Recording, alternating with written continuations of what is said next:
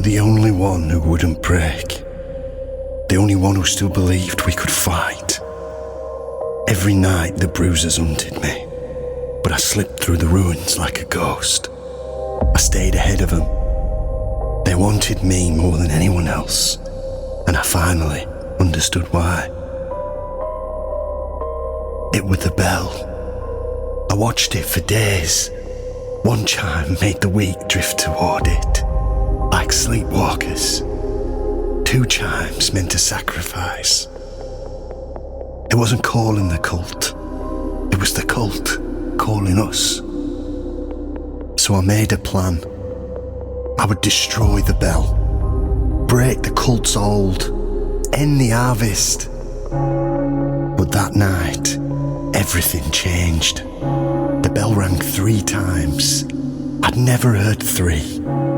The cultists screamed in joy, and something cold crawled beneath my skin. 3 chimes weren't for us. They were for something else. Then I saw it, standing before the bell like a priest before an altar. The cultists bowed so low their foreheads cracked against the stone.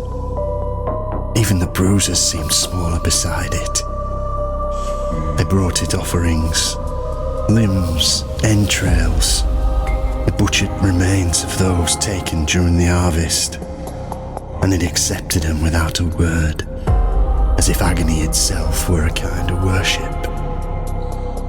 The bell wasn't calling the cult, it was calling him. 3 chimes meant the harvest was only the beginning.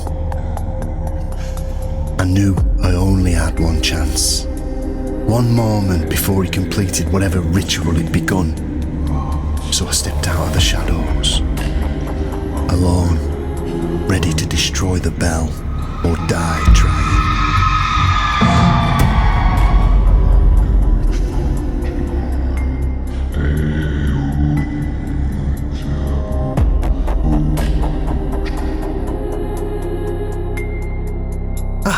You again. 3 times you've come to me. 3 times you have stepped willingly into the halls of suffering. That is no small thing. The cult marks such devotion, and so does he. The Herald of Agony is not a leader of the tormentor cults. He is their instrument, their mouthpiece, the one who carries torment as others carry breath. When he arrives, the cult does not celebrate, they submit. The herald does not command with words, he does not preach. His presence alone is enough to bend the faithful and break the unwilling. Pain follows him like a shadow. Rituals sharpen in his wake, and every act of suffering becomes deliberate. You have returned 3 times, and that is why I show you this miniature. The Herald of Agony does not reveal himself to the curious, only to the devoted, only to those who step deeper into the halls, again and again, without flinching. The Herald of Agony watches such souls closely. He is the cult's instrument, the one who arrives when suffering is wiped, when devotion is proven, when the faithful have bled enough to earn his presence. And you have earned his attention. If you wish to walk deeper into his domain, the path is open. The halls of suffering await you.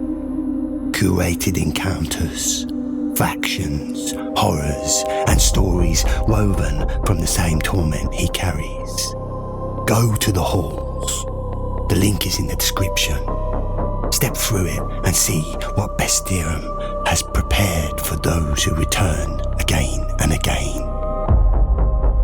Stay tuned if your tolerance for suffering is high. I have more to show you. Until next time, bring a stronger stomach.